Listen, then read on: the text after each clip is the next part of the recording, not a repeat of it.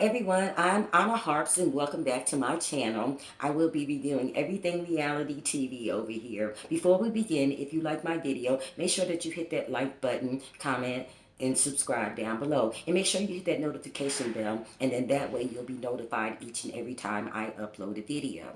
Today I am going to be reviewing 90 Day Fiance Before the 90 Days. It's aired on TLC, and this is season 5, episode 14. The two couples that I won't be discussing is Ben and Mahogany and Johnny and Ella. So the scene opens up with Gino and Jasmine. Jasmine is fake crying. There's not a tear dropping out of her eye.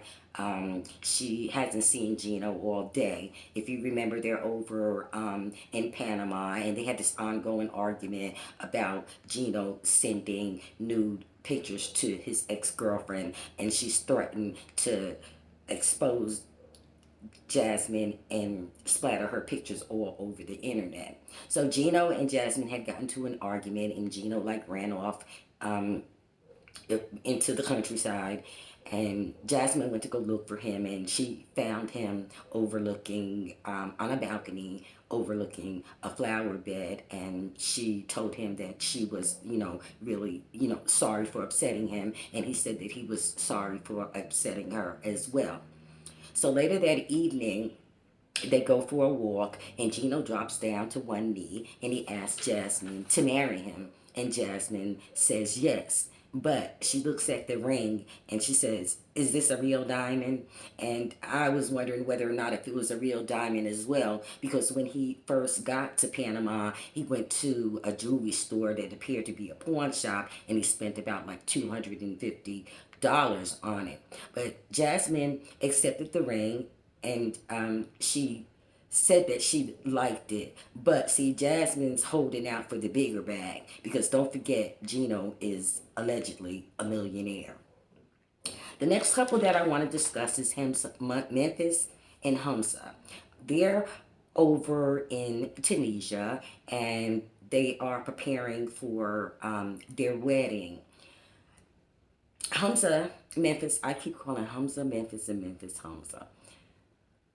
Memphis is having second thoughts about marrying Hamza because she waited too late to get a prenuptial agreement. She wanted a prenuptial agreement so that she could protect her assets because she has 2 children. So anyway, she spends the night away to gather her thoughts as to whether or not she's going to push forward with the wedding or not.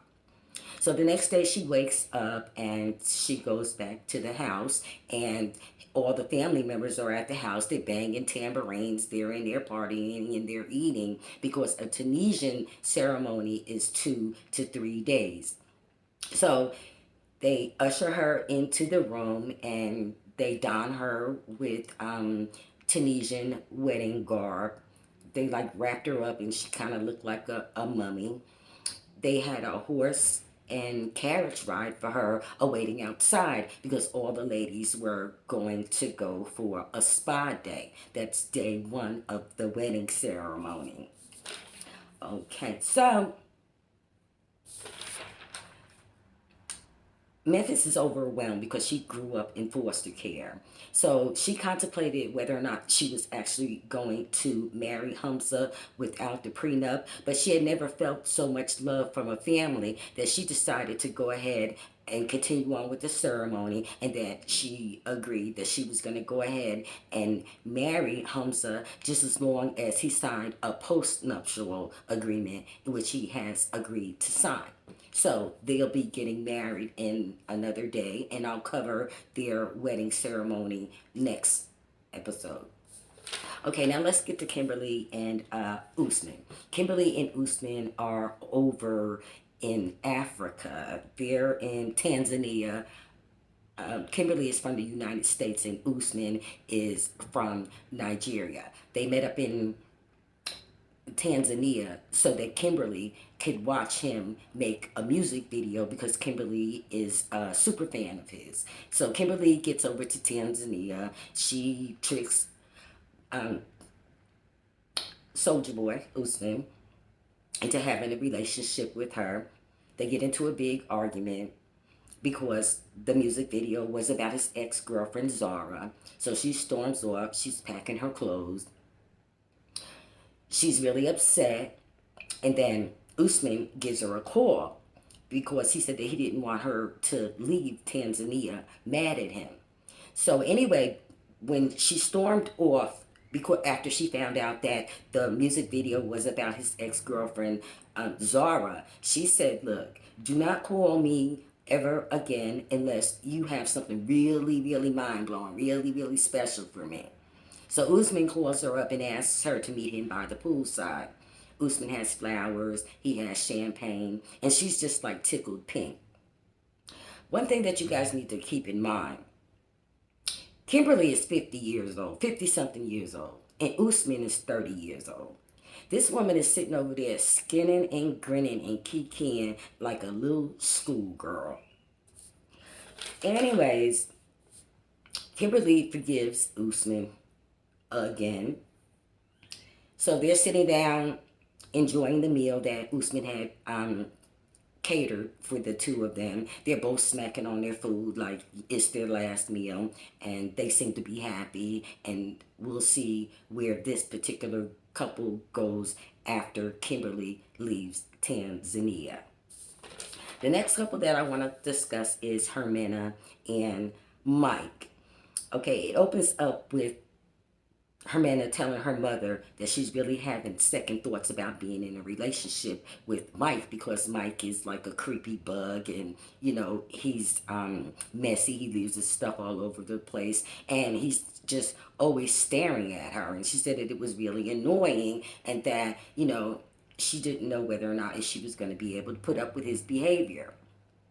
So the mother was like, oh, well, you know, I've never really seen her in a serious relationship. And I'm like, well, what are you talking about? You've never seen her in a relationship. She has two kids by two different men. She's been in a serious relationship before. And then Hermina's mother throws out the child card. She's like, well, the kids have really become attached to you, and the kids really need you. No, they don't. He only met those children for 1 week, 2 months ago, and he's only been in Colombia for 2 days. So those children have only known him a total of 7 days. So he doesn't know them, and they don't know him either.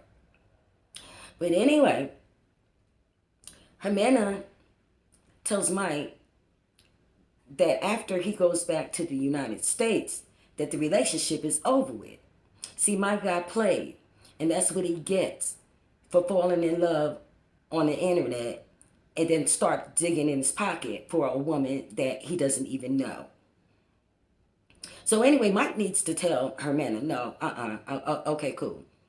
I've come to terms with the fact that you use me, but you know, you need to run me my money, you know, because this seems like it was a plan. You know, you were all nice when I was over here in the U.S., but then once I get to Colombia and I tell you that I don't want to pay for your breast augmentation and your tummy tuck, then suddenly you don't want anything to do with me anymore. So Mike is really, really upset when she tells him that, you know, this was going to be the end of their relationship. She told him that he could take everything back that he bought her and that she didn't need it anymore. You know what, Hermina? Yes, you do. Because he bought you a bed, your kids a bed, a dinette set, a coffee pot, a couch. He's paying all your bills. Your mother and father live with you. Yeah, you do need him. But anyway, Mike scurries off into a dark alley, crying. And that's the last that we've seen of him. So we'll see next episode where this relationship goes, or even if it continues past him leaving Colombia. So anyway, that's all that I have for you guys today. This was just a quick overview of 90 Day Fiance before the 90 days. And this is season 5, episode 14. Sorry about that. And the title of this episode was called Disappearing Act. Okay, so that's all that I have for you. I'm Onna Harps. If you like the video, make sure that you hit that like button down below, comment, subscribe, share my video, and even hit that notification bell. And then that way you'll be notified each and every time I upload a video. I'm Onna Harps and gotta go. See ya.